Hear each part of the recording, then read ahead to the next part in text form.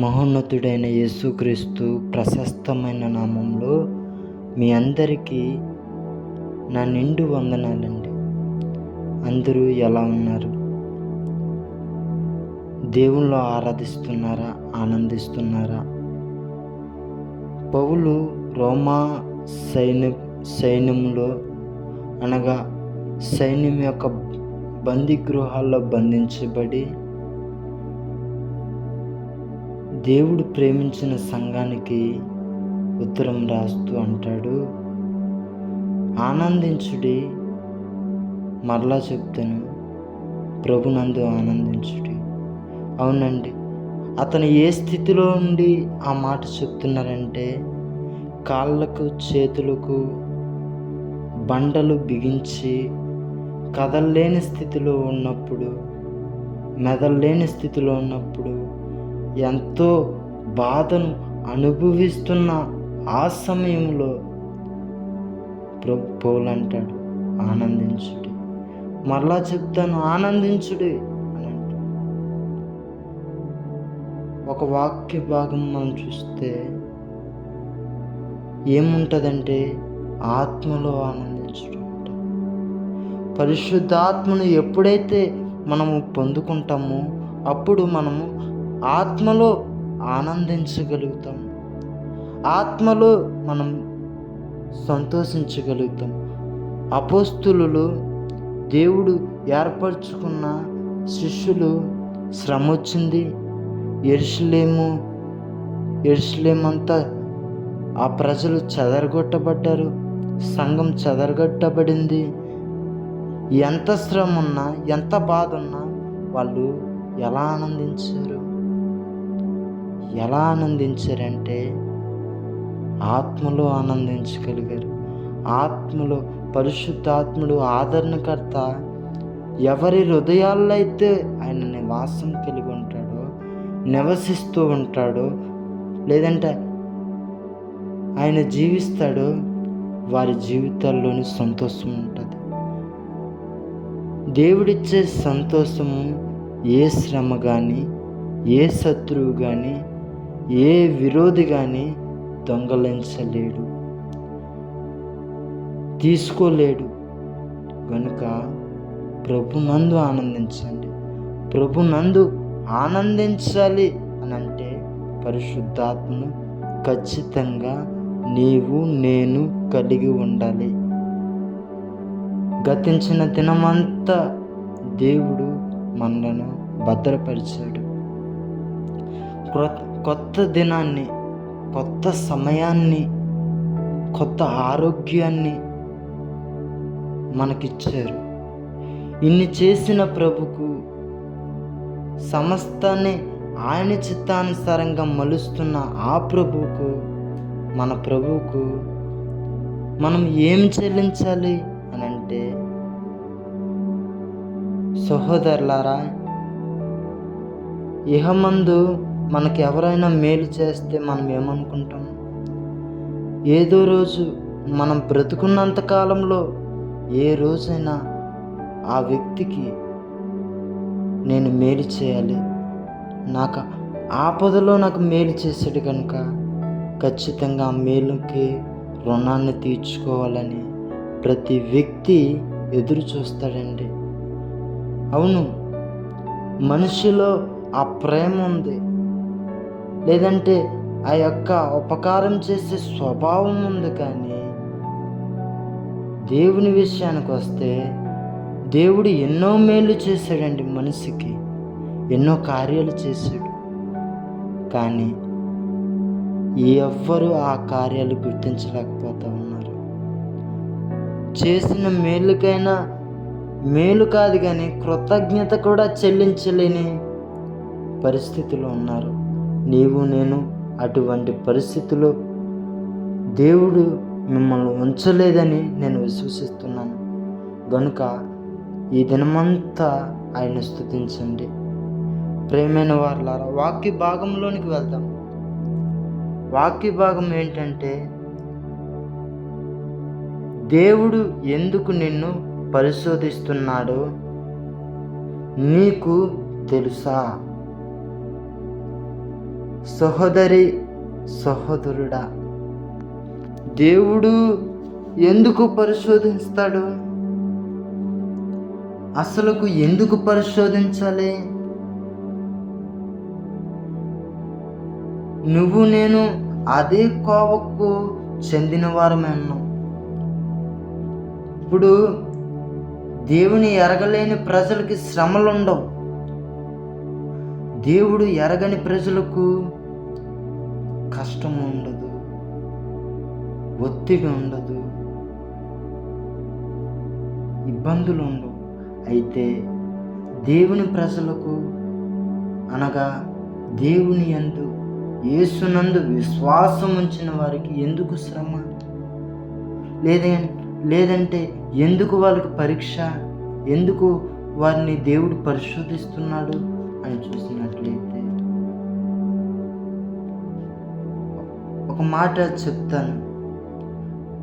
ఎవరెవరికి పరిశోధించాడు దేవుడు అంటే, ఏ వయస్సు గలవారికి దేవుడు పరిశోధిస్తాడు మనం చెప్పలేము.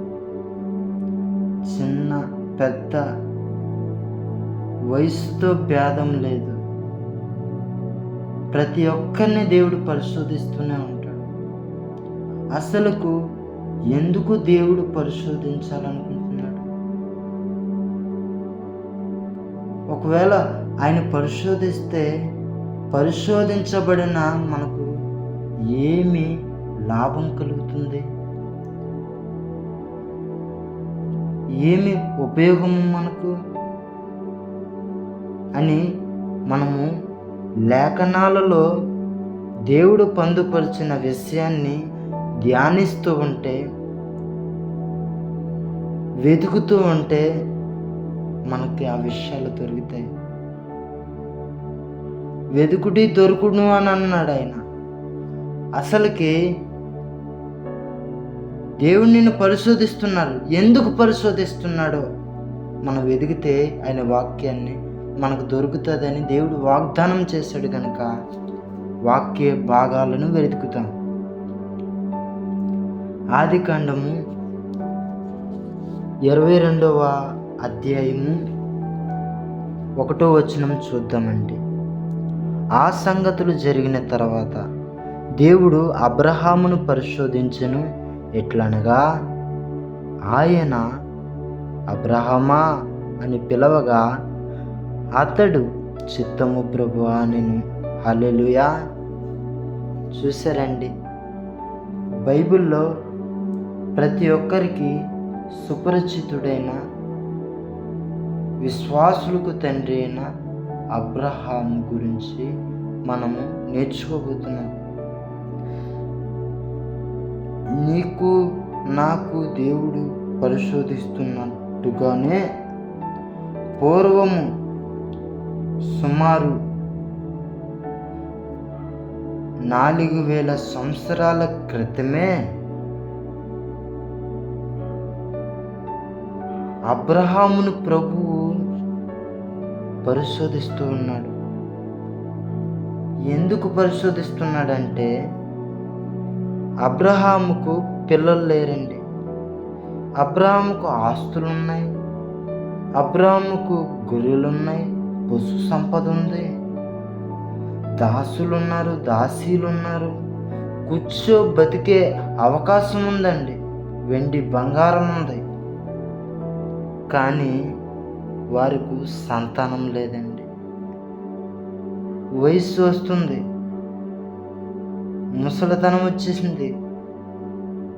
భర్తకి అబ్రహాముకు ముసలితనం వచ్చేసింది, సారాకు ముసలితనం వచ్చేసింది. కానీ దేవుడు వాగ్దానం చేశాడండి.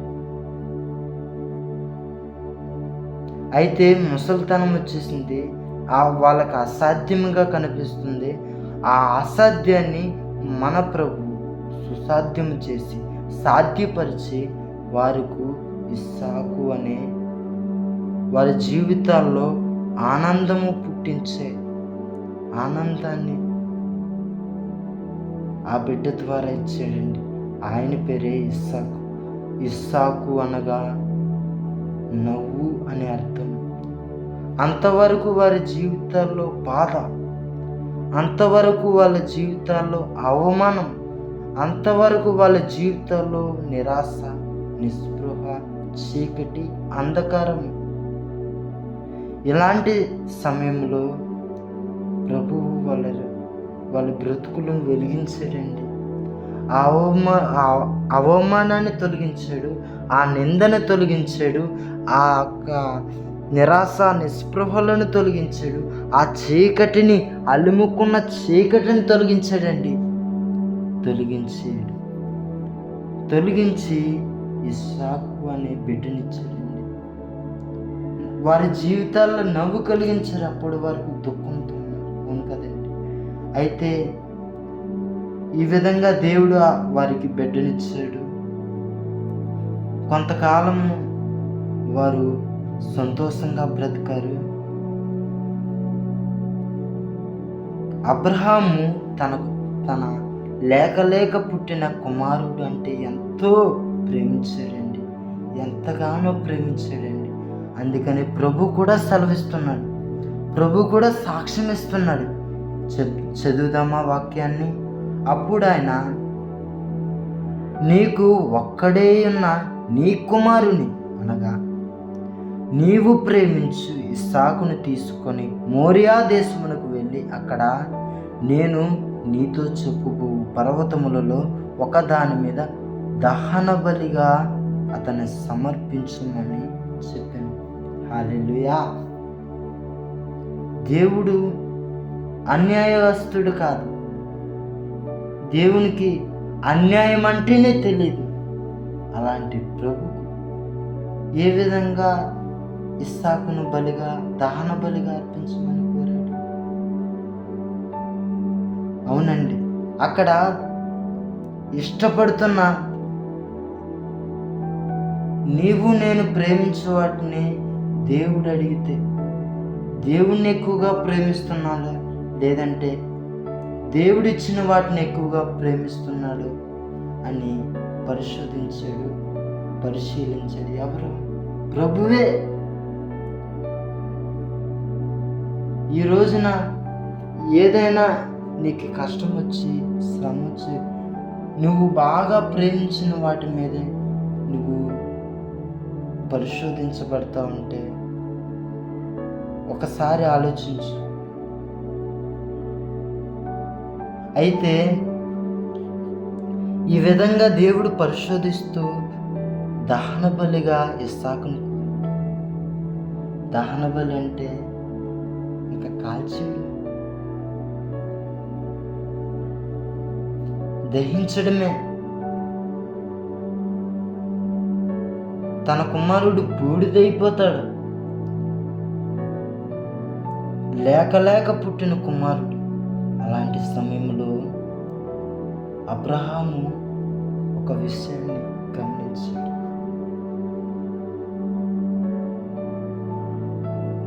గమనించి దేవుడు చెప్పిన ప్రకారము మోరియా దేశంలో దేవుడు చూపించిన పర్వతంలో వెళ్ళి అక్కడ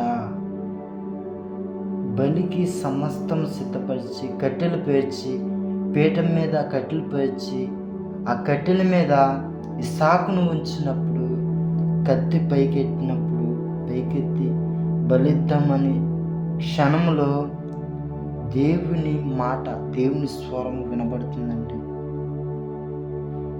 ఆదికాండము 22వ అధ్యాయం 12వ వచనం చూద్దాం. అప్పుడు ఆయన, ఆ చిన్నవాని మీద చెయ్యి వేయకుము, అతన్ని ఏమీ చేయకుము, నీకు ఒక్కడినై ఉన్న నీ కుమారుని నాకు వెనక తీయలేదు గనుక నీవు దేవునికి భయపడువాడవని ఇందువలన నాకు కనబడుచున్నదని. హల్లెలూయా. చూశారు కదండి, ఒక విషయం గమనించాడు. ఏంటంటే దేవుడు నాకు ఇచ్చాడు, లేక ఇచ్చాడు. అయితే దేవుడిచ్చింది దేవునికి ఇవ్వాలని భయము కలిగి దేవునికి అప్పగిద్దామని కత్తెత్తి బలి ఇద్దామని సమయంలో కూడా దేవుడు మాట్లాడు. నువ్వు ఆఖరికి నీ బిడ్డను కూడా నాకు ఇవ్వడానికి సిద్ధపడ్డవే, ఇందుని బట్టి నువ్వు నాకు భయపడుతున్నావని నేను తెలుసుకున్నాను అని ప్రభువే సాక్ష్యం ఇస్తా ఉన్నాడు. చూశారు కదా ప్రియులారా, గమనించారా వాక్యాన్ని? ఏం గమనించాం మనము? ఒక వ్యక్తి దేవుని చేత పరిశోధించబడుతూ ఉన్నాడంటే దేవుడు అతని జీవితంలో భయాన్ని, అంటే దేవునికి గౌరవప్రదమైన భయము కలిగి ఉన్నాడా లేదా అనేది పరిశోధిస్తూ ఉన్నాడు. మన తెలుగు బైబిల్లో మనము భయము అని రాయబడిందే చూస్తాం, కానీ హీబ్రూ బైబిల్లో యారే అనే పదము ఉపయోగించబడింది. యారే అనగా గౌరవప్రదమైన భయము. అసలుకి గౌరవప్రదమైన భయము అంటే ఏమిటి? గౌరవప్రదమైన భయములు ఎటువంటి, మనం లోతుగా ధ్యానించినట్లయితే అసలుకి భయం ఏంటి, గౌరవప్రదమైన భయం ఏంటి, మనం ఎందుకు భయం కలిగి ఉండాలి అని చూద్దాం. గౌరవప్రదమైన భయము దేవునికి ఎంతో ఇష్టం. మనము మన తల్లిదండ్రులకి భయపడినప్పుడు నటిస్తూ భయపడతారు కొంతమంది. ఎలా అంటే, నా తల్లి నేను తప్పు చేశాను కనుక కొడతాది అని చెప్పి భయపడి మరలా సమాపన చెప్పడం, మరలా అదే తప్పు చేయడం, అది నటన భయం అండి. భయము గౌరవంతో ఉండాలంట. ఒక వ్యక్తి పట్ల మనకున్న విలువైన భావాన్ని గుర్తిస్తుంది భయం. గుర్తించడం కాక ఆయనకున్న విలువైన అధికారాన్ని కూడా గుర్తిస్తుంది. అలా అయితే అబ్రహాము దేవుని గౌరవించాడు. ఆయన దేవుని విలువేంటో అబ్రహాము గ్రహించాడండి. అసలుకు దేవుని విలువేంటి? ఆయన సమస్తాన్ని సృష్టించినవాడు కనుక ఆయన మానవులను తన స్వరూపంలో చేసుకున్నాడు. ఇంతవరకు భూమి ప్రతిదినము తాము చేస్తున్న ప్రకారమే ప్రతిదినము నడుస్తుందని అంటే దేవుడు ప్రతి దాన్నే నెరవేరుస్తున్నాడని మనం మర్చిపోకూడదు. ఆయన ఎంతో విలువైన వాడు, ఎంతో గొప్పవాడండి. ఆయన అధికారము సామాన్యమైన అధికారం కాదు, సర్వ సృష్టికి అధికారి అయిన దేవుడు ఆయన. ఈ లోకంలో అధికారులు ఉంటారు, కానీ మోసం చేసే అధికారులు ఉంటారు. కానీ మన ప్రభు అధికారి, ఆయన సామాన్యమైన అధికారి కాదు, జీవాన్ని ఇచ్చే అధికారి, సమస్తాన్ని నిర్వహించే అధికారి, సమస్తము చేసిన అధికారి గనుక ఆయన్ని మనం గౌరవించాలి. మనము ఆయన గౌరవిస్తున్నామంటే ఆయనకు భయపడుతున్నాం, ఆయనకు భయపడుతూ ఉన్నాం. భయానికి 3 లక్షణాలు ఉన్నాయండి.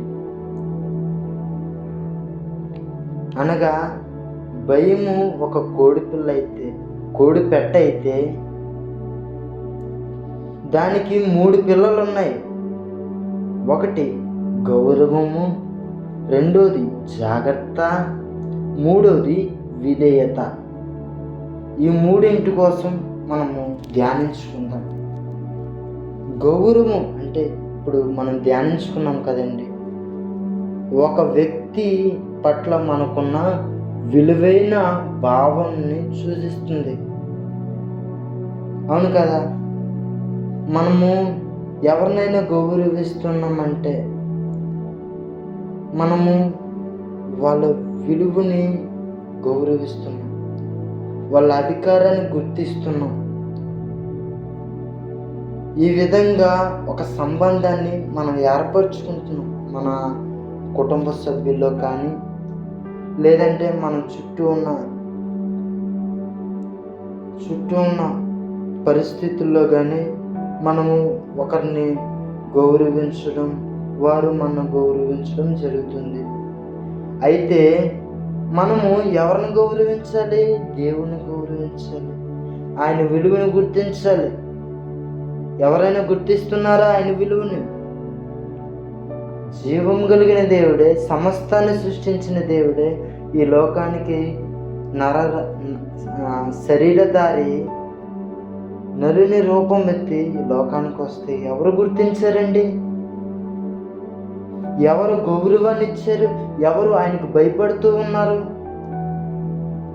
ఎవరు ఆయనకు భయపడుతూ ఉన్నారు? ఆయన మన కోసం రక్తం కార్చాడు, ఆయన మనకు విలువనిచ్చాడు.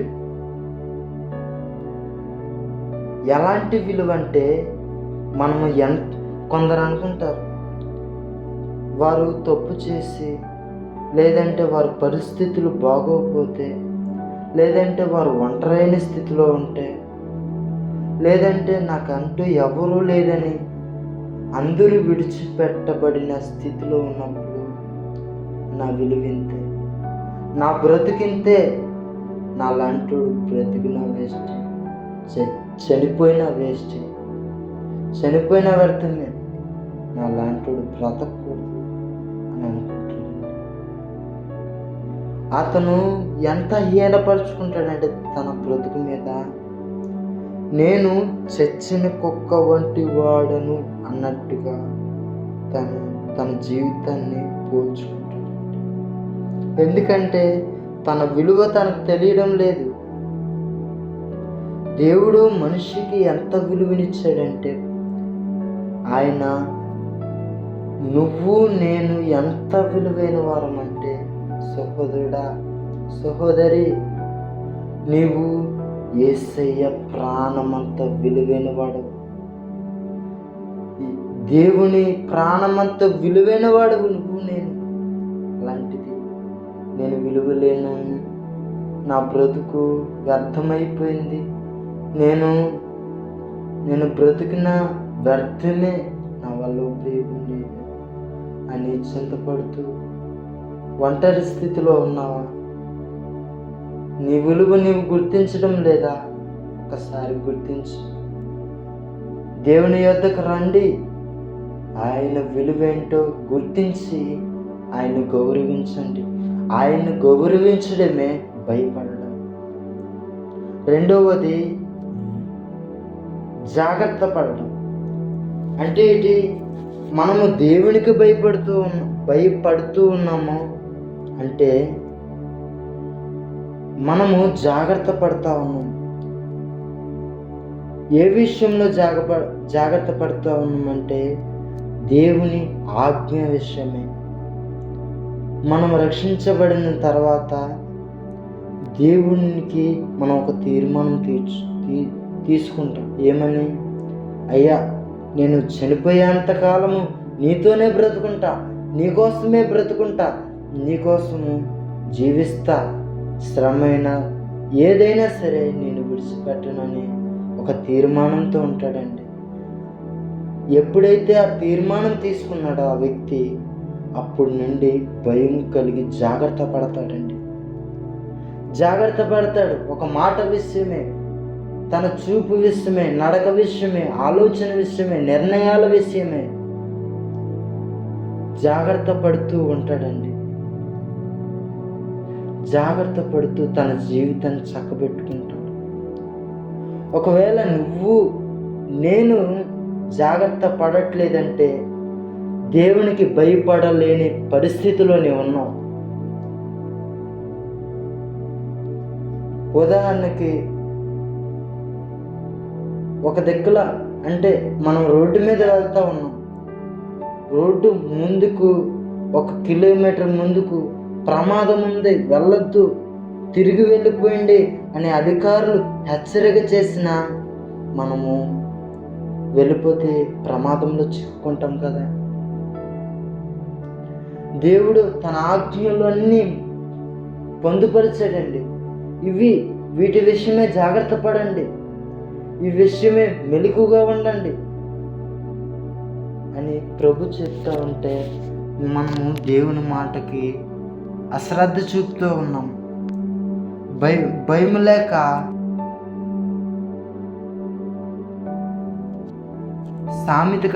సామెత ఉంటుందండి. ఏంటంటే భయం లేని కోడంట బజార్లో గుడ్డు పెడుతుందంట.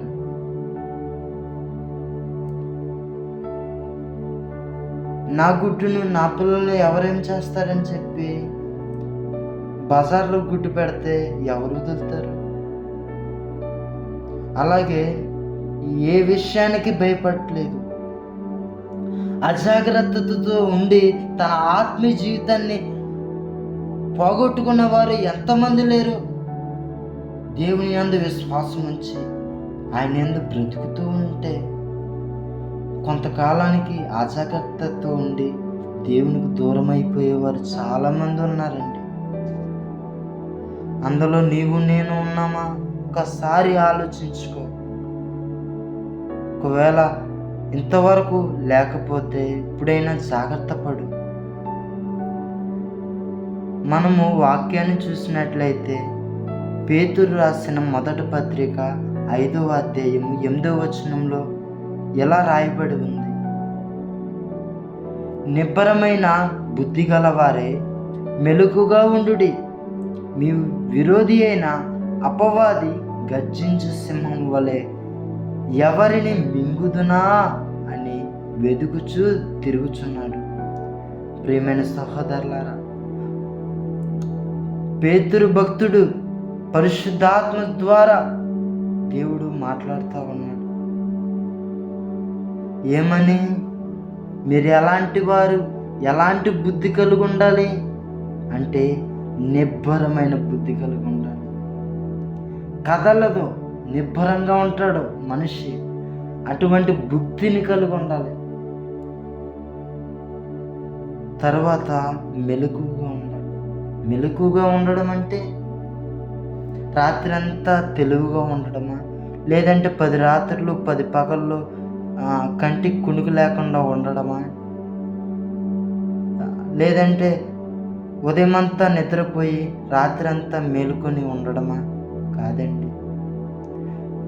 మేలుకొని ఉండడం అంటే నేను ఆత్మలో కపటము కలిగి ఉన్నానా, కపటము లేనివాడిగా ఉన్నానా, నిర్దోషమైన చేతులు కలిగి ఉన్నానా, లేదంటే అపవిత్రమైన చేతులు పాదాలు కలిగి ఉన్నానా, నా బ్రతుకు ఏమైపోతుంది అని ప్రతి క్షణము చూసుకోవడమే. ప్రతి క్షణము మనలను మనమే పరీక్షించుకోవడమే మెలకువగా ఉండడం. ఇదే జాగ్రత్త పడటం. అయితే జాగ్రత్త లేనివాడు ఎలా ఉంటాడు? ఒకవేళ జాగ్రత్త పడకపోతే నీ జీవితము నా జీవితము ఎలా ఉంటుందో ఒకసారి ఆలోచిద్దాం. మన విరోధి అంట, మీ విరోధి అయిన అపవాది ఎవరు?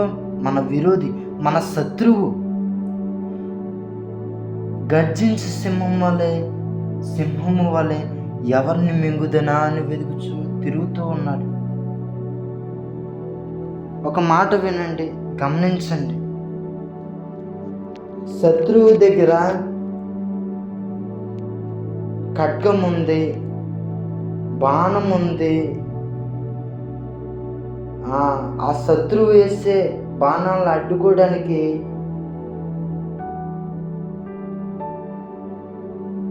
డాల్ ఉంది. ఈ 3 ఉన్నాయి. కానీ ఆ వ్యక్తి నిద్రపోతే విజయాన్ని సాధించగలుగుతాడా? ఈ 3 నాకున్నాయని నిద్రపోతూ సోమరిపోతుతనంతో ఉంటే అతను ఏ విధంగా శత్రువును ఓడించగలుగుతాడు? ఆ వ్యక్తి ఏ విధంగా ఆ శత్రువు మీద విజయాన్ని చూడగలుగుతాడు? నీకు వాక్యం ఉంది, వాక్యము తెలుసు, కంఠస్థపడతావు. వాక్యం ఎక్కడెక్కడ ఉన్నాయి ఏటని ప్రతిదీ తెలుసు. అదే ఖడ్గము, డాలు, తర్వాత విల్లు అన్నీ ఉన్నాయి. భక్తిపరుడివే, కానీ నువ్వు మెలకువగా ఉండకపోతే నీ శత్రువు నిన్ను పట్టుకోవడానికి సిద్ధంగా ఉంటాడు. అప్పుడు ఓడిపోతావు. జాగ్రత్త లేకపోతే నువ్వు ఓడిపోతావు. ఎన్నున్నా ప్రయోజనం ఏముంది? ఒకసారి ఆలోచిస్తావా? ఒకసారి నిన్ను నువ్వే పరీక్షించుకుంటావా? నాకు అది ఉందండి, నేను వారానికి ఎన్నిసార్లు ఉపవాసం ఉంటా ఉన్నాను, నాకన్నా జ్ఞానంలో కానీ బుద్ధిలో కానీ దేవుని వాక్యం బోధించడంలో కానీ ఎవరూ లేరు అని విర్రవీగిపోతూ ఉన్నావా? దేవునికి భయం లేక అజాగ్రత్తతో గర్విస్తూ ఉన్నావా? ఒకసారి గమనించుకో. అపవాది, మన శత్రువు ఎవరిని మింగుదామా అని ఎదురు చూస్తూ ఉన్నాడు, తిరుగుతూ ఉన్నాడు. వాడి చేతిలో కానీ పడితే నీ బ్రతుకుగా ఉండదండి. అందుకనే ప్రభు సెలవిస్తున్నాడు, మీరు ఎలా ఉండాలి? మెలకువగా ఉండాలి. మెలకువగా ఉండడమే జాగ్రత్త పడడం. అబ్రహాము ఏ విధంగా జాగ్రత్త పడ్డాడు? దేవునికి భయపడే విషయంలో జాగ్రత్త పడ్డాడు. ఆ జాగ్రత్త పడడంతోనే కాదండి, విధేయత కూడా చూపించాడు. ఎలా అంటే, నువ్వు ప్రేమించే బిడ్డను నాకు తెచ్చిచ్చే, నాకు దహన బలిగా అర్పించు అబ్రహమా అని అన్నప్పుడు అబ్రహం అంటాడు, నా స్నేహితుడు నన్ను అడిగాడు, నా స్నేహితుడు నాకు ఇచ్చాడు, నా స్నేహితుడు మరలా నన్ను అడుగుతూ ఉన్నాడు కనుక ఆయనకే ఇస్తానని చెప్పి తీసుకెళ్ళాడండి. అది విధేయత. ఇప్పుడు విధేయత అంటే ఏంటండి? ఒక వ్యక్తి మనల్ని నమ్మి మనకు ఒక పని అప్పగించినప్పుడు, మనం విశ్వసించి ఒక బాధ్యతను అప్పగించినప్పుడు మనము ఏ విధంగా విధేయత చూపిస్తున్నాం? నీకు ఒక దైవ సేవకుడు ఒక పని అప్పగించాడు, నువ్వు ఏ విధంగా దాన్ని భయం కలిగి విధేయతతో నెరవేరుస్తున్నావు? లేదంటే ఎవరు నన్ను చూడట్లేదు కదా అని తిరుగుతూ ఉన్నావా? నీ ఫలాన్ని నువ్వు పొందుకోలేవు, పోగొట్టుకుంటావు సుమా. దేవుడు ఏదైనా నీకు ఒక అధికారాన్ని ఇచ్చినా, లేదంటే ఒక ఉన్నతమైన స్థానాన్ని ఇచ్చినా, నువ్వు ఆయనకి విధేయత చూపించడం మొదలు పెట్టాలి. ఎందుకంటే నీ మీద విశ్వసించి నీకు ఇచ్చాడు, నీ మీద నమ్మకం ఉంచి ఆ బాధ్యతను, ఆ స్థానాన్ని ఇచ్చాడండి. కానీ నువ్వు విధేయత లేకుండా నీ ఇష్టానుసారంగా బ్రతికితే సౌలు జీవితంలో జరిగినట్టే మన జీవితంలోనే జరుగుతుంది. సుమా, మర్చిపోవద్దు. నాకు ఈ అధికారం ఉంది కదా అని చెప్పి పాపంలో తిరుగుతూ దేవునికి దూరం అయిపోతూ ఎంతకాలం జీవిస్తావు?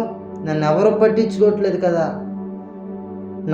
నేను వాక్యానికి నిలబడితే నా అంత బాగా ఎవరో చెప్పేవారు లేదు కదా అనుకుంటాను.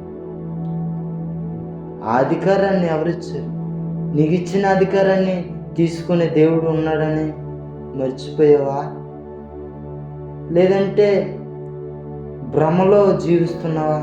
ఒకసారి పరీక్షించుకో. అబ్రహాము కూడా తన కుమారుని ఇచ్చే విషయంలో విధేయత చూపించాడు, ఉన్నతమైన భాగ్యాన్ని పొందుకున్నాడు. మనము యేసు ప్రభుల వారు కూడా తండ్రికి విధేయత చూపించాడు. ఎంతగా విధేయత చూపించాడంటే పరిపూర్ణంగా చూపించాడండి విధేయత. సగం సగం విధేయత కాదు, సగం విని సగం విన్నట్టు కాదు. యేసయ్య విధేయత చూపించడం, పరిపూర్ణత విధేయుడై ఆ శిలువలో ప్రాణం పెట్టాడండి. దేవుని చిత్తాన్ని, తండ్రి చిత్తాన్ని నెరవేర్చాడండి ఆయన. యేసుక్రీస్తు యొక్క విధేయతే మనందరికి ఒక మాదిరి.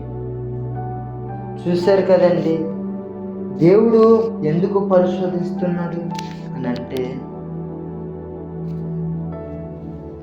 దేవునికి భయపడే వానిగా నీవు నేను ఉండాలని.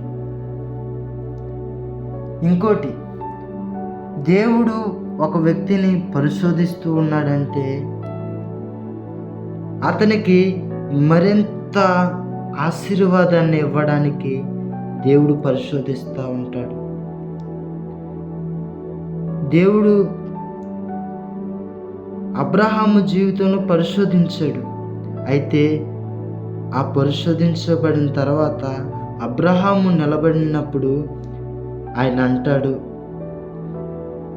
ఆదికాండము 22వ అధ్యాయము 17వ వచనం చూద్దాం. నేను నిన్ను ఆశీర్వదించి ఆకాశ నక్షత్రము వలె సముద్ర తీరమందలి ఇసుక వలెను నీ సంతానము నిశ్చయముగా విస్తరింపచేసేదను. నీ సంతతి వారు తమ శత్రువులు గమని స్వాధీనపరుచుకుందరు. మరియు నీవు నా మాట వినినందున భూలోకములోని జనములన్నీ నీ సంతానము వలన ఆశీర్వదించబడను. నా తోడని ప్రమాణము చేయుచున్నానని యెహోవా సెలవిచ్చిన నేను. చూశారు కదండి, ఆయన పరిశోధించబడ్డాడు. కానీ ఏం తెలియంది, భయపడుతూ ఉన్నాడని దేవుడు గుర్తించడంతోనే కాదు కానీ దేవుడు ఆశీర్వదించాడు. మనము యోబు గారిని కూడా చూసినట్లయితే, యోబు జీవితంలో ఏ మనిషికి రానంత కష్టము, బాధ, శ్రమ, ఇబ్బంది, పరీక్ష పరిశోధించబడుతూ ఉన్నప్పుడు నిలబడిన తర్వాత రెండంతుల ఆశీర్వాదాన్ని పొందుకున్నాడు. ఈ రోజున ఎందుకు నేను పరిశోధించబడుతూ ఉన్నాను? అయ్యో, నా బ్రతుకేంటి ఇలా అయిపోతుంది? నాకు సంతోషం ఎప్పుడు కలుగుతుంది? నాకు ఆ నిందలే, ఆ అవమానమే నన్ను అల్లాడుతూ ఉంది, నన్ను ఒంటరి చేసింది. నా బ్రతుకింతే, నన్ను బ్రతకును, చనిపోతాను అనే స్థితిలోనే ఉంటే ఒకసారి ఆలోచించు. ఈ మాటలు హృదయాల్లో జ్ఞాపం చేసుకొని ఆయన తోటి తిరిగినట్లయితే, ఆయనకి ప్రార్థించినట్లయితే, ఆయన కృపాసనం వద్దకు నువ్వు వచ్చినట్లయితే రెండు వంతుల ఆశీర్వాదాన్ని నువ్వు పొందుకుంటావు, 2 వంతుల భాగ్యాన్ని నువ్వు పొందుకుంటావు. లేదు, నేను ఈ శ్రమలోనే కూరుకుపోయి, నేను ఈ శ్రమలోనే మునిగిపోయి నా ప్రాణాన్ని కోల్పోతాను అని అంటే నీవు ఎంతో విశేషమైన ఆశీర్వాదాన్ని కోల్పోయే వాడి జాబితాలో ఉంటావు. ఆ విధంగా ఎవరు కోల్పోయారు? ఇస్కరియోతు యోధా కోల్పోయాడు. నీవు అదే స్థితిలో ఉంటే ఎంతకన్నా దౌర్భాగ్యమైన స్థితి మనకు ఉండకూడదండి. కనుక ఈ వాక్యాన్ని, ఈ మాటలు మీ వెనుకల్లో యంత్రంగా ముద్రించుకొని మీ జీవిత యాత్రలో ఆయనకు భయపడుతూ మీరు పరిశోధించబడుతున్న ప్రతి క్షణము ఆయన స్తుతిస్తూ ముందుకు సాగిపోండి.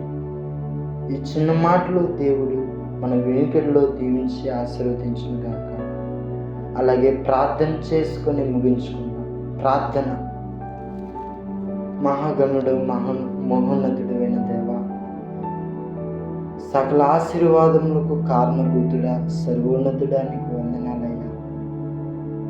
జీవం కలిగిన తండ్రి, నీకు మొరపెడుతున్నా. మా ప్రియులు, నీ ప్రియులు, నీవు ప్రేమించిన నీ ప్రజలు ఎన్నో కష్టాలు ఎంతగానో పరిశోధించబడుతూ ఉన్నారు. ఆ పరిశోధన కేవలం శిక్షించడం కోసమే కాదు కానీ ప్రభువా, నీవు రెండొంతులు ఆశీర్వాదాన్ని ఇవ్వడానికని మా ప్రతి ఒక్కరి జీవితాల్లో నీ పట్ల భయం కలిగి ఉండేవారి జాబితాలో మేము ఉండాలని నువ్వు గుర్తించి మమ్మల్ని బోధించినందుకు వందనాలు. మాకు బుద్ధి చెప్పినందుకు వందనాలు. మాకు హెచ్చరించినందుకు వందనాలు. మాకు వాగ్దానాలు ఇచ్చినందుకు వందనాలు. సమస్తమైన మా ఘనత మీరే పొందమని యేసుక్రీస్తు నామములో అడుగుచున్నాము తండ్రి. ఆమేన్. ప్రైజ్ లార్డ్ అండి. అందరూ ఈ ఛానల్ని సబ్స్క్రైబ్ చేయండి.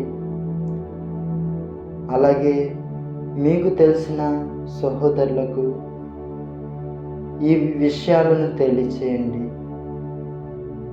కింద ఇవ్వబడిన ఫోన్ నంబర్లకు మీ ప్రతి ప్రార్థనా అవసరతలను తెలియచేయండి. మీకోసం ఎల్లప్పుడూ ప్రార్థన చేస్తూ ఉంటాం. Praise lord.